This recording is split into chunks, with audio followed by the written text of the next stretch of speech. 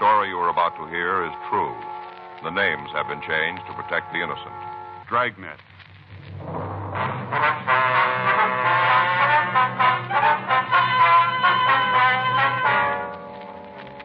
You're a detective sergeant. You're assigned the missing persons detail. You get a call that a man has failed to return to his home. There's reason to suspect foul play. Your job, investigate.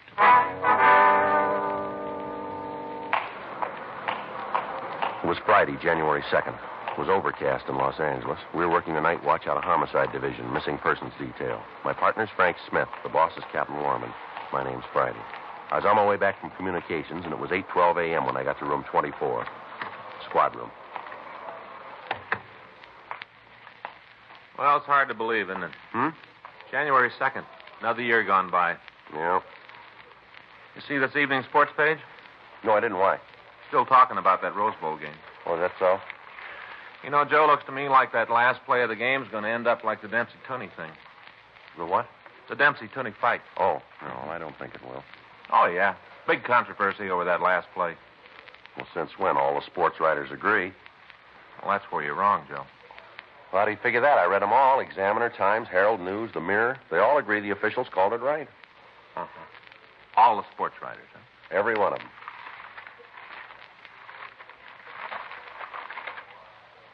Apparently you haven't seen this. I've never seen that paper before in my life. No, that's where you're wrong, Joe. All the writers don't agree on that last play, see? Finchley Crockett, right there, you can see for yourself. Who? Finchley Crockett. Who's he? Only the sports editor, that's all. The editor of what? What paper is this? Jesse County Realist. Picked it up tonight on my way in. Yeah, well, the game's over, so let's just forget about it. What do you say? Oh, sure. Mm-hmm. Just overlook the only right call on the game, huh? Just pass it right by. Joe, Finchley Crockett's never been wrong. Called the World Series, the All-Star game, picked the heavyweight champ before the fight. He's accurate, Joe. Well, good for him. But it's over, and the score still stands. Next year's another game, okay? Listen to this. I'm going to read this column to you. The Bird Says by Finchley Crockett. What's the name of the column? The Bird. Bird Crockett. Who? Well, oh, I forgot to tell you. When Crockett played for the Trojans, his nickname was the Bird. I don't remember anybody by that name playing for USC. No, Joe. JCU, Jesse County Trojans. Oh, yeah, sure. Now listen to what he says. It is a rare treat when the editor of a small-town paper gets to see one of the nation's bowl games. But your editor was so treated this week at the county seat. As you all know, the new television transmitter is now operating, and it is a rare treat. As you know, there's nothing like being at the game, but it is a rare treat when the editor of a small-town paper gets to see one of the nation's bowl games. He's a real great guy, Joe. Yeah. And in closing, yours truly would like to go on record and say that the last play of the game was a complete mystery to me. Go ahead. Go ahead. That's it, Joe. He made his point. That's all there is to the entire column? Well, that's it. It proves that all the sports writers didn't agree on the last play of the game. I get it. Missing persons, Friday. Yes, ma'am. That's right. All right, we'll be right out. No, ma'am. Right away. Bye. What do you got? Missing husband. Yeah. Wife says he and another man went out this afternoon. He's over 3 hours late getting home. It's kind of early to start worrying, huh? No, not the way she puts it. What do you mean? Well, the fellow with him. Yeah. Her husband was going to have him put in jail.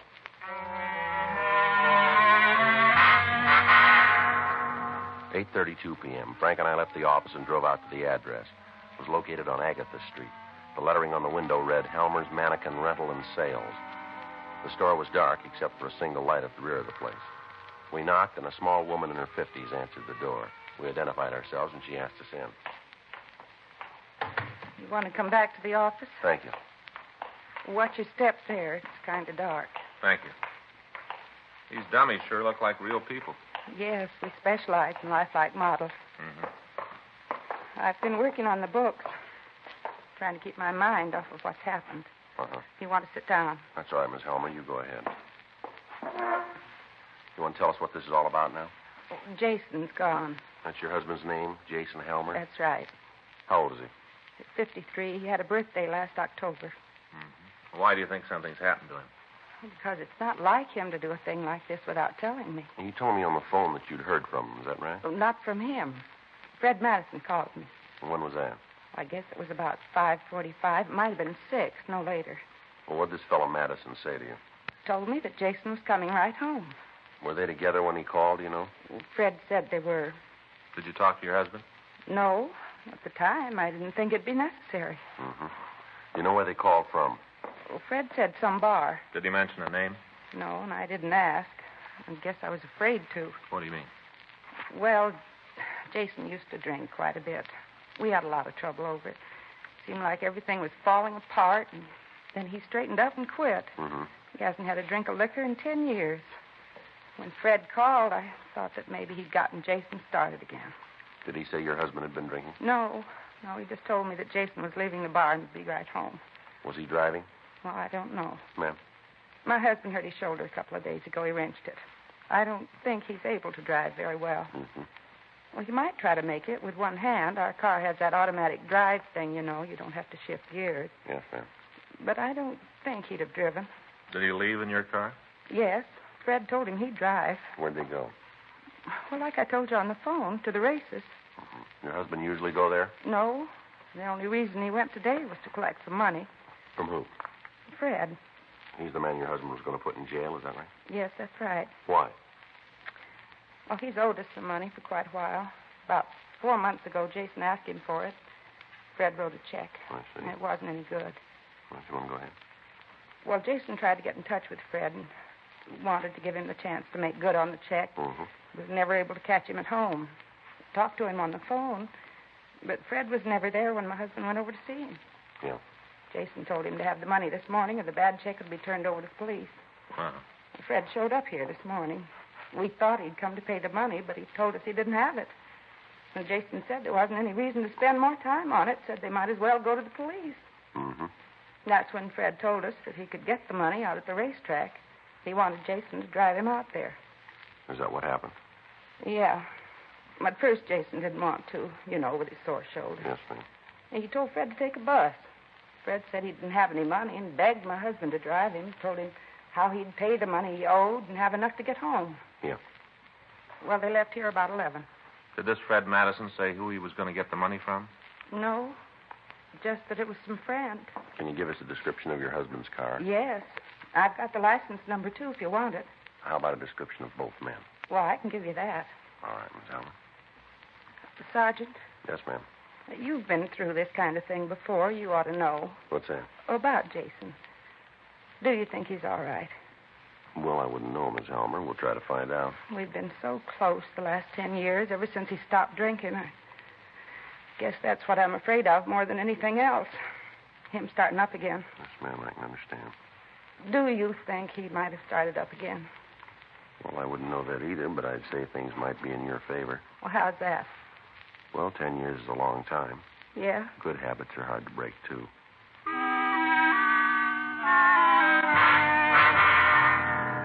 Before we left the store, we got a complete description of Jason Helmer and Fred Madison.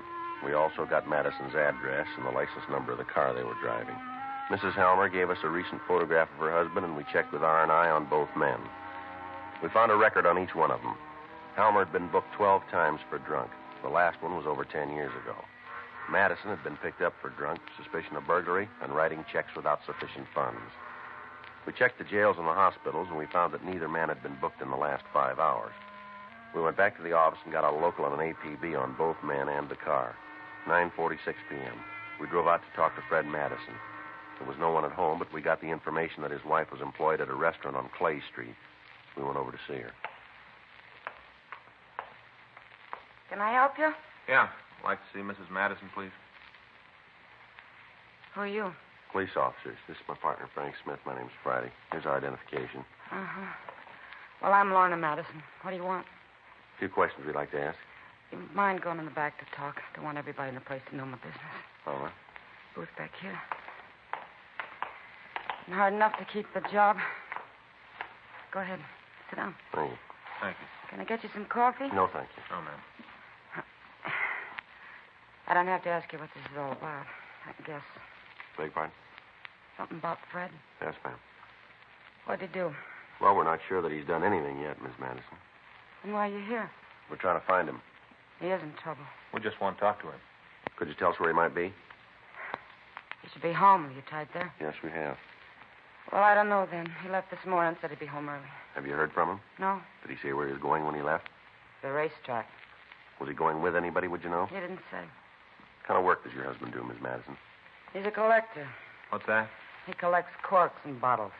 Ma'am? I'm trying to tell you he doesn't work. He just drinks. Mm-hmm. Then how could he afford to go to the races? He can't. The only money he's got's what he can borrow from other people to steal from my purse. Mm-hmm. Did he say why he was going to the races? No, I don't care what he does anymore. I've tried to help him, but he doesn't make any effort to change. Just goes on drinking and feeling sorry for himself. Any idea where he'd go if he was drinking? Any place where he can mooch a drink. He's even tried it here. Can you give us the name of any of the places? Yeah, I can tell you, but will you tell me what he's done? Well, it's just like we said, Miss Madison. We're not sure that he's done anything yet. That's the truth? Yes, ma'am. We'd just like to talk to him. All right.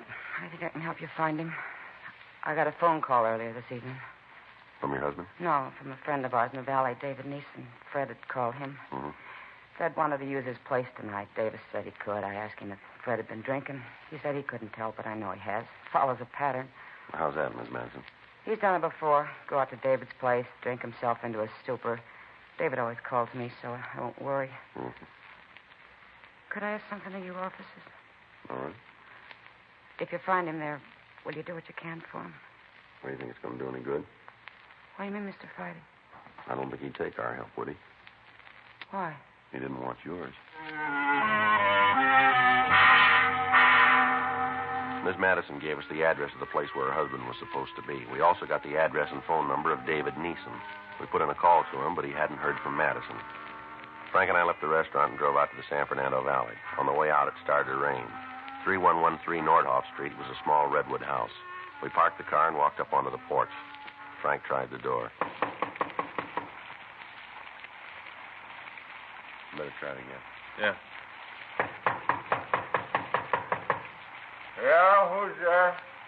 Madison, open the door. Go away. I didn't order anything. Come on, Madison, open up. Doesn't sound like he's doing too good. Yeah.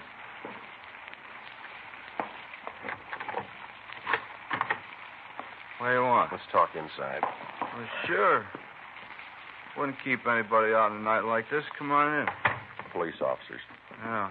Well, let's go over by the fire, huh? It's cold out here in the middle of the room. You Fred Madison? Well, that's what you call me when you pounded on the door. That's right. You friends of Dave's? We've talked to him.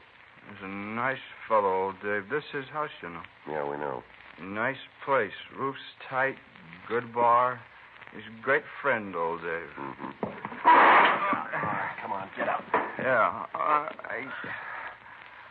How you fellas like to drink? You know, something keep the chill out? No, we don't want one. We think you've had enough, too. Well, how about you, mister? No. Okay. But don't say I didn't try Put to... the glass down, Madison. You're going to have enough trouble answering our questions as it is. Well, it's just where you're wrong. Is that right? Yeah. One thing everybody says about old Fred, he can handle his booze. You've never seen old Fred swinging. Put that glass down. Okay. I'd like to cooperate. Mind if I sit down? Here, I'll help you. Sit right here. All right. Old Dave ought to get some cushions for these benches. All Yeah, right. you want to start talking now? Whenever you're ready. What'd you do today? All day? That's right. Nothing. Absolutely nothing. Where'd you go? Took a little ride out to the track. Races? Yeah, took a little ride. Did you go by yourself? Hmm? I said, did you go to the races by yourself? Well, as a matter of fact, I didn't. Who'd you go with? Friend of mine. What's his name? Well, you don't know him. Give us his name. Jason Homer. Tell us what happened. Well, nothing. We drove out there and saw the horses. Did you make any bets? No. Then why'd you go? I like horses. You know that's not the reason. Now, come on. Okay, I went out to collect some money. From who? Why are you asking all these questions? Did you get the money? Yeah. What'd you do with it?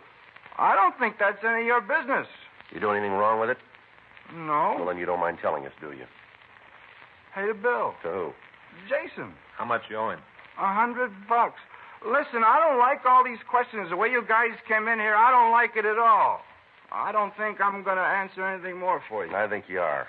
Now, where'd you go after you left the track? Come on, Madison. Told drove out to the valley. Halmer go with you? Yes, he did. Who drove? Me. Jason has a sore shoulder. All right. We stopped at a bar, had a couple of drinks. Homer was feeling pretty good that he got paid. How about Halmer? Did he have anything to drink? Who? Halmer. Yeah, a couple.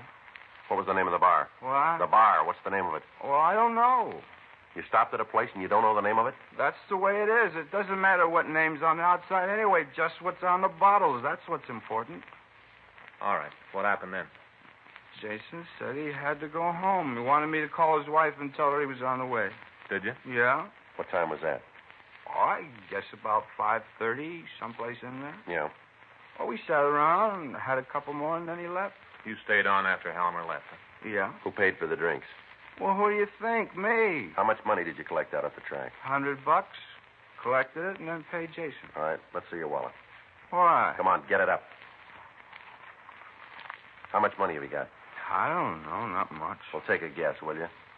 $20, $30. All right, open your wallet and count it. Well, it might be better if you did. I said you count it. Okay, but don't get mad at me if I do it wrong. We'll try not to. All right. Let's see, there's 10, 20, 25, 26, 27. $27. That and the change I still got in my pocket. You want me to count that, too? Never mind. I'll be glad to do it for you. Let me see your wallet. Well, certainly. Here you are. You keep the money. Now give me the wallet. That wallet's a present from my wife. Mm. Real nice. That cordovan leather. Yeah. Not a stitch in it, all folded. Okay, here. Put it back in your pocket. Yeah, thank you. Where'd you get the money, Madison? From in my wallet. Before that. I had it. Since when? This morning. I won't hold. Why? We got it that you were broke this morning. Oh, I got it now. Now I have got it. You have, huh? You think I'm a thief, isn't that it? We'll let you tell us. No deal. Huh? I didn't steal it. All right, then where'd you get it? From my bank. When'd you get it? Tonight. Well, you're going to have to do a little better than that, Madison. Well, I don't know why. Be perfectly happy to prove it to you. When you're ready, huh? All right, I'll show you. Take you right out there. You think all the banks close at the same time, don't you? Go ahead. Well, you're wrong. Mine's always open. Of course, it don't pay any interest, but it's there and it's always open. All right, let's go. Sure. Take you right out there. It's out in Canoga Park. You got a coat? No, sir. Hey, how about a little drink before we go, huh? Kind of warm. Put that down. I told you once. You've had enough of that. Ain't that much. Hate to figure what'd happen if I ever ran out. I hate to think about it. It'd be terrible to have to go without it. Well, I'll tell you something. What's that? If that bank of yours isn't there, you're going to get the chance. Because of Fred Madison's condition, it was difficult to know how much of the truth he was telling us. We went back to the car and started to drive toward Canoga Park. On the way, we stopped and put in a call to Mrs. Halmer. Her husband still hadn't returned. Madison directed us to drive to a ranch-type house on Kelvin Avenue. By the time we got there, it had stopped raining. We parked the car and walked up to the house. There were no lights on and no answer when we rang the bell. All right, Madison, you through playing games now? Bank's out in the backyard. What? Backyard. There's a barbecue out there. Bank's a tin can near there. All right, show us. Sure.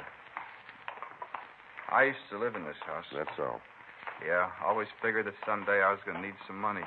One time I just went out and buried some. Figured there'd be a time when I was going to need it. Yeah. And it's a tin can near the barbecue. What time are you here today? Well, I don't know. I don't have a watch. Haven't got any idea, huh? Sorry. That catch is kind of tricky. You got to pull it towards you. I always meant to fix that when we lived here. All right, now where's the barbecue? Well, one of you got a flashlight? Here, let me have it. You tell us where you want it pointed. Gee, you don't trust anybody, do you? Where's the barbecue? It's over in the corner of the yard right near the fence. Where, over here? Now, swing the light over to the left. All right. There's nothing there. Maybe I made a mistake. It's been a while since I've been here. It must be in the other corner of the yard. Over here, huh? Yeah. All right. Take a good look. You're not doing so good tonight, are you, Madison? Oh, I don't understand it. I saw it today. Mm-hmm. Probably the owner of the house. Yeah, we'll check with him. I sure don't understand it. Right in the corner of the yard near the fence. Something you fellas are looking for? Police officer, sir. We tried the door. There wasn't anybody home. Can you tell me what this is all about? You live here, do you? That's right. What are you looking for? You know anything about a barbecue pit in the backyard here? Yeah, why? You want to tell us where it is? I tore it down 3 months ago. We returned Fred Madison to the office for further interrogation. Frank and I attempted to talk to him without result. He said he couldn't remember where he'd gotten the money. He couldn't tell us where Jason Halmer was. We put in a call to the missing man's home, but he still hadn't returned. We rechecked the hospitals and the jails without result. 1:14 a.m. We were ready to give it up for the night. Frank went over to the office, and I got Madison ready to leave. You going to take me to jail now? You called it. Come on. Joe. Hold it up, Madison. What do you got? A call just came in about Halmer's car. Yeah. They just found it.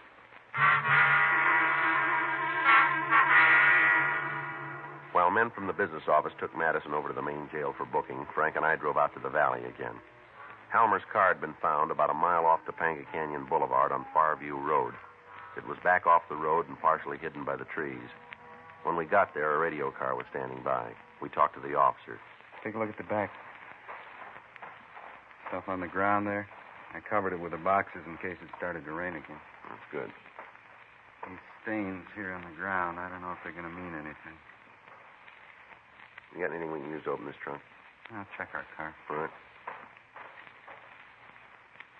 What do you think? I don't know.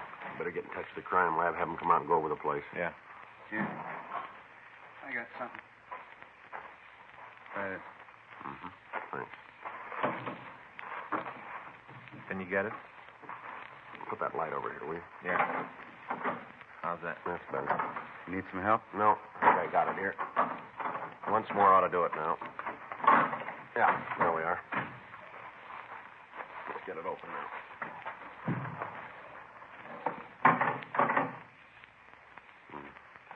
Thought maybe we'd be wrong. Yeah. It's Halmer. We put in a call to the crime lab, and they came out and made an investigation of the scene. From what we could tell, Halmer had been killed by some sort of blunt instrument. His empty wallet was in the trunk beside the body. 6:48 a.m. We had Fred Madison brought from his cell. I feel lousy. My head feels like it don't belong to me. Why don't you tell us the truth? Well, you haven't told me what this is about. There's no reason why I should answer your questions if I don't know what you're trying to get We at. told you, we want the truth. All these questions over and over, the same things. You can make it easy on yourself. Well, how? Come up with the right answers. But I told you. Yeah, like the bar you went to called the I Don't Know, huh? I'd tell you the name if I knew. I've been drinking pretty good. I'll get it. Right. Yeah.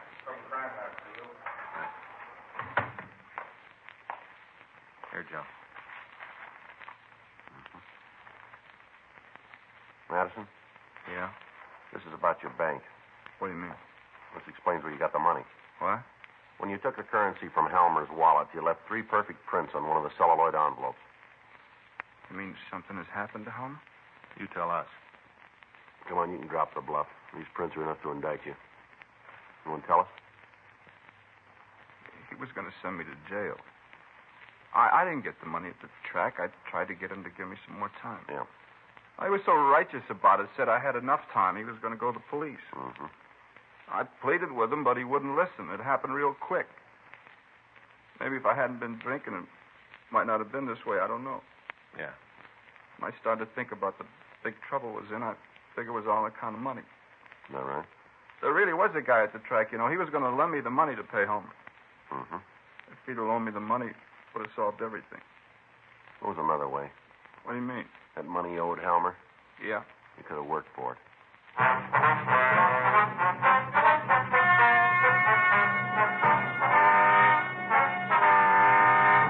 Frederick Carson Madison was tried and convicted of murder in the first degree and received sentence as prescribed by law.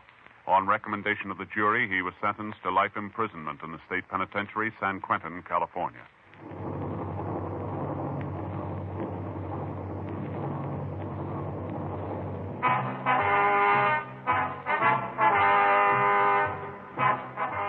just heard Dragnet, the authentic story of your police force in action, and starring Jack Webb, a presentation of the United States Armed Forces Radio Service.